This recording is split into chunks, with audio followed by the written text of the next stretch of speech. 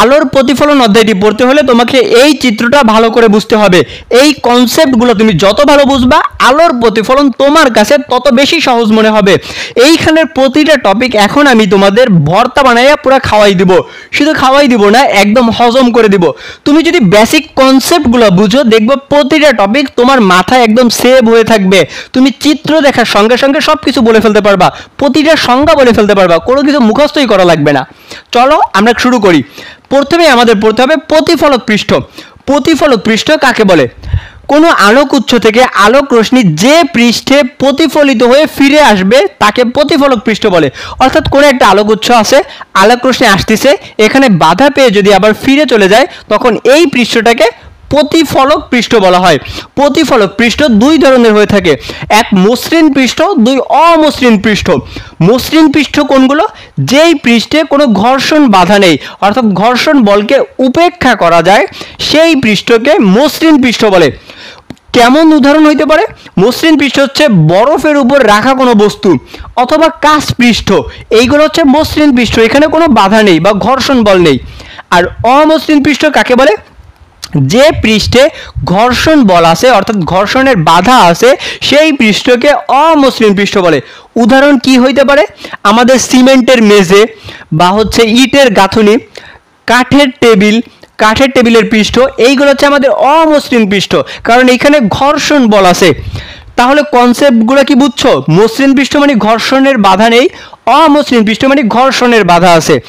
আর প্রতিফলক পৃষ্ঠকে আমাদের এরকম এক পাশকে এরকম ডট ডট দিয়ে প্রকাশ করা হয়, বা হচ্ছে এরকম ডোরা কাটা দিয়ে প্রকাশ করা হয়। এইটা দ্বারা বোঝাচ্ছে এই ডোরা কাটার উপরের পাশটা হচ্ছে মসৃণ পৃষ্ঠ। ক্লিয়ার? এখন আমরা পড়ব আপতিত রশ্মি। আপতিত রশ্মি কাকে বলে? কোনো একটা আলোক উৎস থেকে আলোক রশ্মি যে বরাবর প্রতিফলক পৃষ্ঠতে এসে পড়বে ওই রশ্মিটিকে আপতিত রশ্মি বলে। এখানে একটা আলোক উৎস আছে, এখান থেকে আলোক রশ্মি আসতেছে, এসে প্রতিফলক পৃষ্ঠে এখানে বাধা পাইছে, এই রশ্মিটাকে আপতিত রশ্মি বলে। এইখানের এই তীর চিহ্ন দ্বারা বোঝাচ্ছে আলোক রশ্মি এই দিক বরাবর আসতেছে। ঠিক আছে? আচ্ছা, এবার আমাদের পড়তে হবে আপতন বিন্দু। আপতন বিন্দু কাকে বলে? কোনো আলোক উৎস থেকে আলোক রশ্মি যে বরাবর প্রতিফলক পৃষ্ঠতে এসে যে বিন্দুতে পড়বে ওই বিন্দুকে আপতন বিন্দু বলা হয়। অর্থাৎ আপতিত রশ্মি প্রতিফলক পৃষ্ঠে যেই বিন্দুতে পড়বে ওই বিন্দুকে আপতন বিন্দু বলা হয়। ক্লিয়ার? এবার আমরা পড়ব অভিলম্ব। অভিলম্ব কাকে বলে? এই আপতন বিন্দুতে অঙ্কিত লম্বকে অভিলম্ব বলা হয়। বুঝছো? আমরা প্রথমে প্রতিফলক পৃষ্ঠ বললাম, প্রতিফলক পৃষ্ঠ থেকে আপতিত রশ্মি পাইছি, আপতিত রশ্মি যে বিন্দুতে পড়ে সেটা আপতন বিন্দু, আর আপতন বিন্দুতে অঙ্কিত লম্ব অর্থাৎ 90 ডিগ্রি নিয়ে যদি একটা সরল রেখা আঁকি ওইটাই হচ্ছে আমাদের অভিলম্ব। সংজ্ঞাটা কি বলবা? আপতন বিন্দুতে অঙ্কিত লম্বকেই অভিলম্ব বলা হয়। এতটুকু কি ক্লিয়ার? এবার আমাদের বলতে হবে আপতন কোণ। আপতন কোণ কাকে বলে? আপতিত রশ্মি অভিলম্বের সঙ্গে যে কোণ উৎপন্ন করে তাকে আপতন কোণ বলে। আপতিত রশ্মি আসলো, এই যে অভিলম্ব আছে তাদের মধ্যবর্তী কোণকে আপতন কোণ বলা হয়। এই আপতন কোণকে ছোট হাতের আই দ্বারা প্রকাশ করা হয়।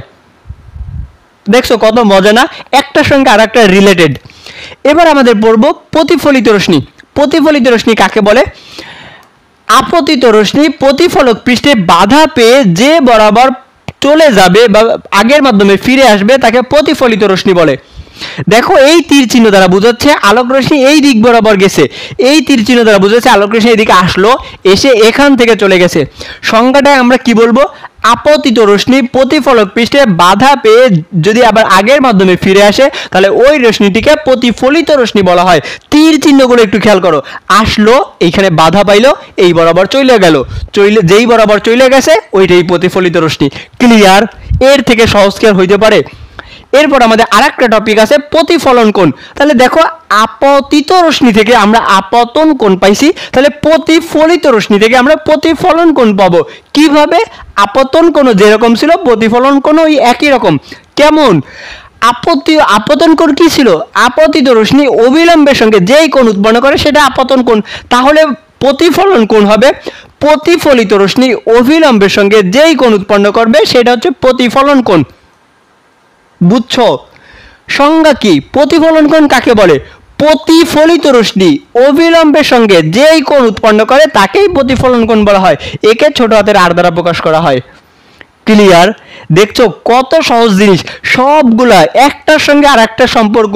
তোমাকে আগে প্রথমে প্রতিফলক পৃষ্ঠ চিনতে হবে, প্রতিফলক পৃষ্ঠর পরে আপতিত রশ্মি, আপতিত রশ্মির পর আপতন বিন্দু, তারপরে অভিলম্ব, তারপরে আপতন কোণ, তারপরে প্রতিফলন কোণ, তারপর প্রতিফলিত রশ্মি, তারপরে প্রতিফলন কোণ। একটা টপিকের সঙ্গে আর একটা টপিক তোমার রিলেটেড, তুমি যদি মাঝখান থেকে একটা বলে দাও সব বলে দেবা। এর জন্য আমি যেইভাবে সিরিয়াল অনুযায়ী পড়াইছি তুমি এই ধারাবাহিকতাটা ফলো করো, দেখবা তোমার কাছে এই টপিকগুলোর সবগুলোর সংজ্ঞা একদম পানি পানি হয়ে যাবে, এবং চিত্রটা তুমি যত সহজে মুখস্থ রাখতে পারবা বা মনে রাখতে পারবা, সবগুলোর সংজ্ঞা তুমি বের করে ফেলতে পারবা।